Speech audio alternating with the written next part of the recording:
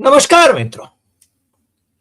આજે સીધું ને સટમાં આપણે ઈરાનના સર્વોચ્ચ નેતા સુપ્રીમ લીડર ખોમેની એમની હત્યા કરવામાં આવી અને જે દેશો ઈરાનના વિરોધી હતા એ દેશોના વડાઓએ પણ એમને શોકાંજલિ અર્પિત કરી, પરંતુ ભારતના વડાપ્રધાન નરેન્દ્ર મોદી એમાં બાકાત રહ્યા. ઈરાન સાથે ભારતની કોઈ દુશ્મની નહોતી, ક્યારેય નહોતી. ભારત અને ઈરાનના સંબંધો એ હંમેશા સુમધુર રહ્યા છે. સાંસ્કૃતિક રીતે પણ બંને દેશો એકમેકની સાથે જોડાયેલા છે. ઈરાનમાં 1979ની જે ઇસ્લામિક ક્રાંતિ થઈ, એ ઇસ્લામિક ક્રાંતિ પહેલા જે રાજા પહેલવી એમનું શાસન હતું, એમની સાથે પણ ભારતના સંબંધો તો સારા હતા, પરંતુ ઇસ્લામિક ક્રાંતિના જે પ્રણેતા હતા અને જેમનું 1990માં મૃત્યુ થયું એવા આયાતોલ્લા ખોમેની, એમણે 79 થી માંડીને 1990 સુધી, 1979 થી 1990 સુધી સર્વોચ્ચ નેતા પદે અને વિશ્વભરના શિયા સંપ્રદાયના મુસ્લિમોના આરાધ્ય પુરુષ તરીકે પોતાનો પ્રભાવ પાડ્યો અને ભારત સાથેની મૈત્રી પણ ટકાવી. એના પછી એમનો ઇંતકાલ થયો. એના પછી જે એમને સ્થાને આવ્યા હતા એ આયાતોલ્લા ખોમેની, જેમને હમણાં અમેરિકા અને ઇઝરાયલે જે આક્રમણ કર્યું એમાં એમની હત્યા કરવામાં આવી અને આ હત્યાને યુરોપના દેશોએ પણ વખોડી. પણ નરેન્દ્ર મોદી જેનું નામ, એમણે ન તો અમેરિકા કે ઇઝરાયલને આક્રમણખોર ગણાવ્યા પણ અને ન તો ખોમેનીને શ્રદ્ધાંજલિ અર્પણ કરી. મને લાગે છે કે આવું કેમ કર્યું એ સમજવું જરા મુશ્કેલ છે, કારણ આજે યુદ્ધમાં જે અમેરિકા અને ઇઝરાયલ સાથે જે અથડામણમાં છે, યુદ્ધમાં છે, એવું ઈરાન અને ચાબાર બંદર જે ભારતે ત્યાં મોટું રોકાણ કર્યું છે, એ બતાવે છે કે આપણા સંબંધો એમની સાથે છે અને આપણા ડિપ્લોમેટિક રિલેશન્સ પણ એમની સાથે છે, રાજદ્વારી સંબંધો પણ એમની સાથે છે. આપણે હજુ સુધી એમની સાથેના રાજદ્વારી સંબંધોને તોડ્યા નથી અને શાને માટે તોડવા જોઈએ? મોદી એ અમેરિકા અને ઇઝરાયલથી ડરે છે એ તો બહુ સ્પષ્ટ છે. એપ્સ્ટીન ફાઇલમાં એમનું કંઈક અવનવું ન આવી જાય એની એમને ચિંતા છે અને એટલા માટે એમની જ મિનિસ્ટ્રીમાંના જે કેબિનેટ મિનિસ્ટર છે, અને એ પાછા નાની સૂની મિનિસ્ટ્રીના નહીં પણ પેટ્રોલિયમ મિનિસ્ટ્રીના જે ચાર્જમાં છે એવા હરદીપસિંહ પુરી, એમના એપ્સ્ટીન સાથેના ગાઢ સંબંધો, પેલા સેક્સ ઓફેન્ડર નાની બાળકીઓ ને એ નેતાઓને પીરસતા હતા સેક્સ માટે, એ એપ્સ્ટીન જે એના ટાપુ ઉપર પાર્ટીઓ યોજતો હતો, નવજાત બાળકીઓને રાંધીને ખવડાવતો હતો, એ એપ્સ્ટીન, એની સાથે મોદીની સરકારના મિનિસ્ટર પુરીના ગાઢ સંબંધોના ઈમેલ પણ બહાર આવી ગયા. પુરીની દીકરીને માટે 2400 કરોડ રૂપિયાનું રોકાણ એ પણ એપ્સ્ટીનના મિત્રોએ એની કંપનીમાં કર્યું. એ વાત પણ હવે જગ જાહેર થઈ ગઈ છે. મોદીના મિત્ર, ઉદ્યોગપતિ મિત્ર અનિલ અંબાણીના સંબંધો અને અનિલ અંબાણી એ મોદી વતી કામ કરી રહ્યા હોય એવા સંકેત આપતા એમની વચ્ચેના ઈમેલ અને કન્યાઓ તૈયાર રાખવા માટે, અમુક કન્યા તૈયાર રાખવા માટેના એની સાથે એપ્સિન સાથેના ઈમેલ, આ બધું બહાર આવ્યા છતાં મોદીએ ન તો પુરીને દૂર કર્યા છે, ન અનિલ અંબાણીને જેલ ભેગા કર્યા છે. બીજા દેશોમાં તો એફસીન સાથે સંબંધો ધરાવતા લોકો કાં તો જેલમાં ગયા છે, કાં એમણે જાહેરમાં માફી માંગી છે. મોદીના મિત્રો કે મોદીની સરકારના મિનિસ્ટર એ ન તો માફી માંગે છે, ન એમને જેલમાં નાખવામાં આવે છે, ન એમને મંત્રી પદથી દૂર કરવામાં આવે છે. અને આમે અનિલ અંબાણી તો મહાકૌભાંડોમાં સંડોવાયેલા હોવાનું જગ જાહેર છે હવે તો. અને અદાલતોમાં એમની સામે જે કેસીસ થયા છે અબજો રૂપિયાના કૌભાંડોના, છતાં એ બહાર લહેરથી ફરે છે. નવાઈ એ વાતની છે, ખોમેનેઈ એ ધાર્મિક નેતા હતા. ખોમેનેઈ એ શાસક હતા ઈરાનના, અને એક શાસકની જ્યારે હત્યા કરવામાં આવે છે, ઇવન અધરવાઇઝ એમનું મૃત્યુ થાય તો પણ ભારત જેવા દેશે જેની સાથે એના રાજદ્વારી સંબંધો છે એણે એમને અંજલિ આપવી જોઈએ અને ભારતનો ધ્વજ અડધી કાઠીએ ફરકાવવો પડે એવી પરંપરા છે આપણી. છતાં નરેન્દ્ર મોદી જ નહીં, નરેન્દ્ર મોદીની પાર્ટીના માણસો પણ ખોમેનેઈને એક તાનાશાહ ગણાવી રહ્યા છે. હવે આ જ નરેન્દ્ર મોદી એ 2016માં લડીને તેહરાન ગયા હતા અને ખોમેનેઈને મળ્યા હતા. સામાન્ય રીતે એ બિન મુસ્લિમોને શાસકોને મળવાનું ટાળતા હતા, પરંતુ ભારત સાથેના સંબંધો એવા કે એ એમને મળ્યા હતા. અને એમના પહેલા 2012માં ખોમેનેઈ એ ભારતના વડાપ્રધાન ડોક્ટર મનમોહન સિંહને પણ તહેરાનમાં મળ્યા હતા. ત્યારે એમણે મહાત્મા ગાંધી અને પંડિત જવાહરલાલ નહેરુ એમને વિશે ભવ્ય સ્મરણાંજલિ પણ આપી હતી. અને એ 40 મિનિટની એમને જે મુલાકાત આપી હતી એમાં એમણે નહેરુના વિચારો અને ગાંધીજીના સ્ટ્રગલની વાત એને સલામ કરી હતી. તમને જરા નવાઈ લાગશે કે જે નરેન્દ્ર મોદીને તાલિબાન જેવા ટેરરિસ્ટ ઓર્ગેનાઇઝેશન જે અફઘાનિસ્તાનમાં હવે શાસક બને છે, એને દિલ્હીમાં પોતાની સરકાર સાથે મંત્રણાઓ કરવા માટે બોલાવવામાં જરાય વાંધો નથી. અને વિદેશ મંત્રી જયશંકર એમને ભાવભીનું એમનું સ્વાગત કરે છે, તસવીરો પડાવે છે, પ્રેસ કોન્ફરન્સો થાય છે. તાલિબાન સાથે જે ટેરરિસ્ટ ઓર્ગેનાઇઝેશન ગણાતું હતું હજુ હમણાં સુધી, જેણે અફઘાનિસ્તાન પર કબજો મેળવ્યો અને સિવિલિયન ગવર્મેન્ટને ઉથલાવી દીધી, એની સાથે નરેન્દ્ર મોદીની સરકારને દિલ્હીમાં મગમગતા સંબંધો ધરાવવામાં જરાય વાંધો નથી. એને નરેન્દ્ર મોદીની સરકારને સિરિયાના ટેરરિસ્ટ, ગ્લોબલ ટેરરિસ્ટમાંથી, આ પણ તાલિબાનો પણ ગ્લોબલ ટેરરિસ્ટ જ હતા, અને સિરિયાના પણ ગ્લોબલ ટેરરિસ્ટમાંથી સિરિયાના શાસક બનેલા અહેમદ અલ સેરા, અબુ મોહમ્મદ અલ ઝુલામી,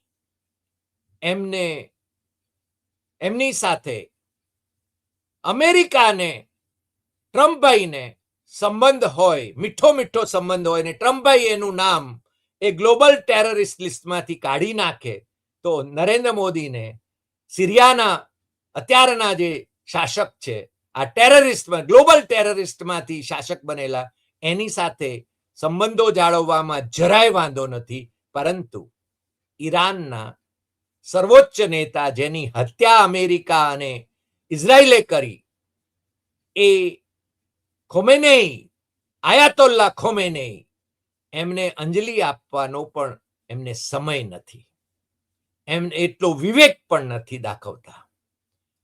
તમને જરા નવાઈ લાગશે કે આપણા એટલે કે મોદી શાસનમાં જ તેહરાનમાં એટલે કે ઈરાનમાં ભારતીય રાજદૂત રહેલા મહાશયે તેહરાન ટાઈમ્સ, જે ત્યાંનું આમ તો સરકાર નિયંત્રણ હેઠળ છે પણ સરકારી અખબાર નથી, પણ એ તેહરાન ટાઈમ્સ બહુ જ મશહૂર અખબાર, હજુ ગઈકાલ સુધી એની વેબસાઇટ ચાલુ હતી, પછીથી એ બંધ થઈ, કદાચ એના ઉપર બોમ્બમારો પણ થયો હોય એટલે એ કદાચ બંધ થઈ હોય, અથવા તો એમણે છે ને ક્લોઝ ડાઉન કરી હોય હમણાં પૂરતી. તો એ તેહરાન ટાઈમ્સમાં ભારતીય રાજદૂતે એક લેખ લખીને કહ્યું કે પશ્ચિમના દેશોમાં ઈરાનની જે છાપ છે એવું ઈરાન નથી. એમણે ભરપેટ ઈરાનના વખાણ કરેલા છે તેહરાન ટાઈમ્સમાં. પણ મોદી સાહેબને કેમ આમ થાય છે? અને મોદી સાહેબ જો અંજલિ ન આપે તો મોદી સાહેબની જે સેના છે ભારતીય જનતા પાર્ટીની, એને તો પછી દોડવું તું અને ઢાળ મળી ગયો એમ કહેવામાં જરાય અતિશયોક્તિ નથી. દેશમાં, આપણા દેશમાં વિરોધ પક્ષોએ અને ખાસ કરીને કોંગ્રેસ, ડાબેરી પક્ષો, બીજા પક્ષોએ આ ઈરાનના સર્વોચ્ચ નેતાને ભવ્ય અંજલિ આપી, પણ અને શિયાપંથીઓએ અને મુસ્લિમોએ, માત્ર શિયાપંથી નહીં પણ શિયા અને સુન્ની પંથીઓએ કર્ણાટકમાં, ઉત્તર પ્રદેશમાં, જમ્મુ કાશ્મીરમાં એમણે છે ને દેખાવો કર્યા. દેખાવો એટલે કે એમણે છે ને એમને શોક વ્યક્ત કરવા માટે એમણે જે રીતે જુલુસ કાઢ્યું, એની સામે ભારતીય જનતા પાર્ટીના નેતાઓ એમણે જે સ્ટેન્ડ લીધું છે એ સ્ટેન્ડ એ ચોંકાવનારું છે.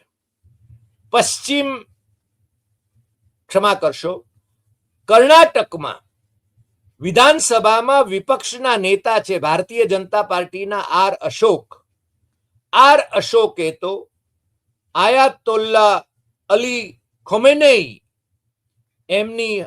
એમને તાનાશાહ ગણાવ્યા છે, ડિક્ટેટર ગણાવ્યા છે, અને મુસ્લિમો એમની તરફેણમાં પ્રોટેસ્ટ યોજે એની સામે ભયંકર વિરોધ નોંધાયો છે.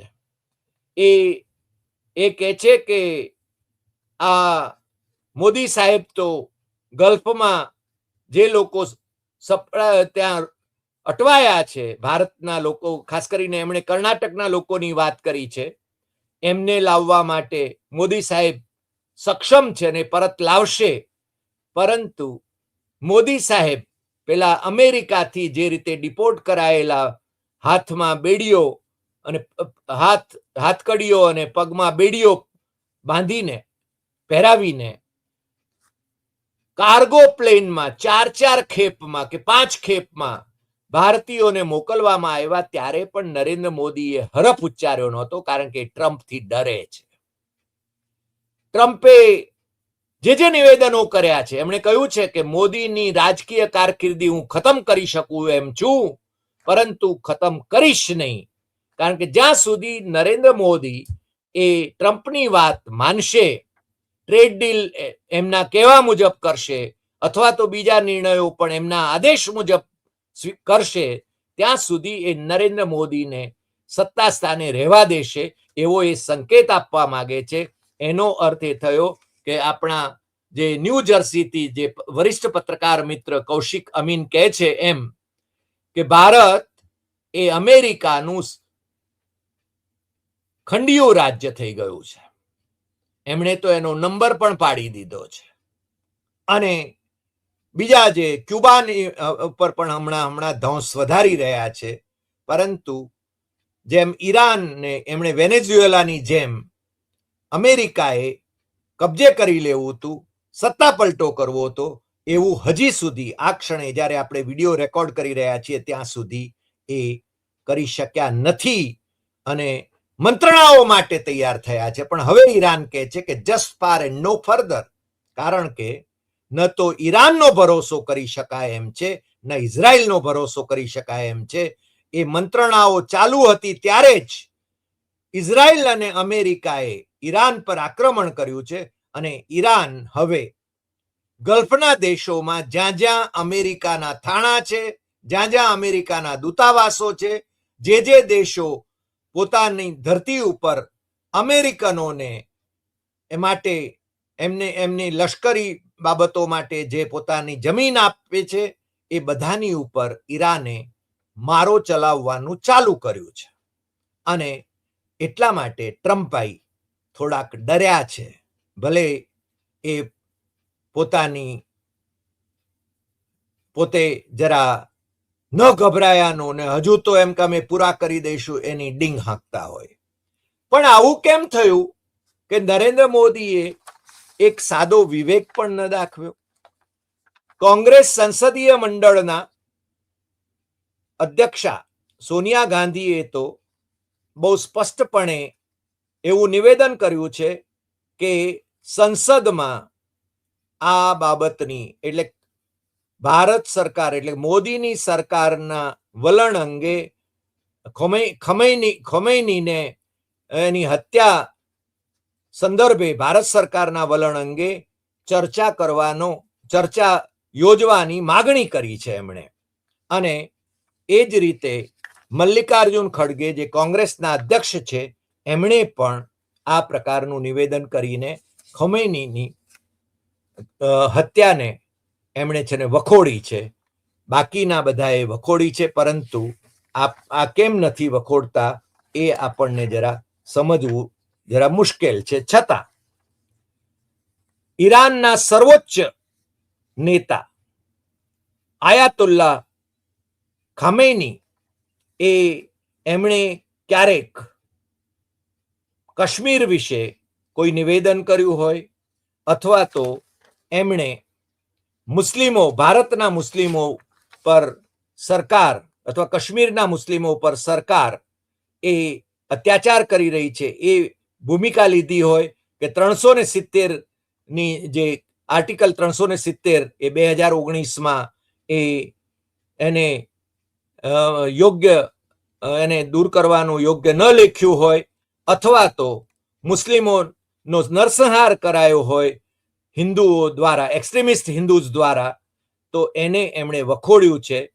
અને સિટીઝનશીપ અમેન્ડમેન્ટ એક્ટ CAA એ એન્ટી મુસ્લિમ છે એવું વલણ લીધું હોય તો એના સંદર્ભમાં એમણે ગાઝા અને મ્યાનમાર એટલે કે બર્મા એના સંદર્ભ એની સાથે ત્યાં જે થયું એને સાથે એમણે ભારતના વલણની તુલના કરી હોય તો એનાથી નારાજ થઈને નરેન્દ્ર મોદીની સરકાર અને નરેન્દ્ર મોદી પોતે એમને અંજલિ આપવાનો વિવેક પણ ચૂક્યા.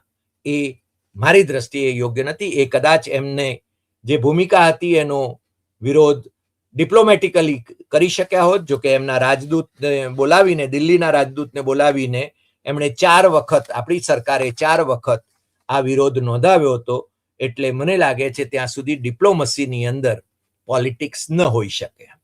બીજું કે આપણે જેટલું ક્રૂડ ઓઇલ ઇમ્પોર્ટ કરીએ છીએ એના 88% એ ઈરાનથી આપણે ઇમ્પોર્ટ કરીએ છીએ અને નેચરલ ગેસની જે રિક્વાયરમેન્ટ છે એમાંથી લગભગ અડધ આપણે ત્યાંથી મંગાવીએ છીએ. અને જે હોર્મઝ સામુદ્ર ધુની એ છે જે ખાડી છે એની મારફત જ એ આવે છે. પરંતુ અત્યારે જે ગલ્ફમાં યુદ્ધ ચાલી રહ્યું છે એ યુદ્ધના સંદર્ભમાં ભારત એ યુદ્ધખોર અમેરિકા અને ઇઝરાયલને પક્ષે છે એવું ભારતની વિદેશ નીતિમાં આમૂલ પરિવર્તન લાવીને નરેન્દ્ર મોદીએ દેખાડવાની કોશિશ કરી છે, જેને મને લાગે છે કે 140 કરોડની જનતા એ ઇઝરાયલને પક્ષે છે એવું ત્યાં જઈને એમણે યુદ્ધ શરૂ થાય એના 2 દિવસ પહેલા જ એ ત્યાંના વડાપ્રધાન બીબીને એમણે વચન આપ્યું, એમણે જણાવ્યું છે, એટલે વાલા થવાની કોશિશ કરી છે. મને લાગે છે કે મોદીની કોઈ દુખતી રગ એ અમેરિકાના પ્રેસિડેન્ટ ટ્રમ્પ અને ઇઝરાયલના પ્રાઇમ મિનિસ્ટર નેતન્યાહુ એની પાસે એના રહસ્યો છે, એટલે કદાચ એ ડરે છે અને આપણા જૂના મિત્ર ઈરાન સાથે આવો વ્યવહાર કરી રહ્યા છે, જે યોગ્ય નથી. આજે આટલી વાત. ફરી મળીશું નવા એપિસોડમાં નવા વિષય સાથે. તમને જો આ એપિસોડ ગમ્યો હોય તો સૌથી વધુ શેર કરશો, લાઈક કરશો, કમેન્ટ કરશો અને આપણી યુટ્યુબ ચેનલ ડોક્ટર હરિદેસાઈ સત્યમેવમ તથ્યમ એ સબસ્ક્રાઇબ કરવા માટે મિત્રોને દેશમાં અને વિદેશમાં જરૂર જણાવશો, કારણ કે આપણે સાચી વાત, ટકોરાબંધ વાત કહીએ છીએ. અમે કોઈ એવી વાત કહી હોય જે સાચી ન હોય એવું તમને લાગતું હોય તો તમે અમારી કમેન્ટ બોક્સમાં એ જરૂર લખી શકો છો, પણ તથ્યો સાથે લખશો. સાચી વાત હશે તો અમે કહીશું કાનની બોટ, અમે સ્વીકારીશું. પરંતુ માત્ર તમે ખોટી વાત કરી રહ્યા છો એવું અંધભક્તોની જેમ કોમેન્ટ્સ લખવા માટે તમે કમેન્ટ બોક્સનો ઉપયોગ ન જ કરતા. નમસ્કાર.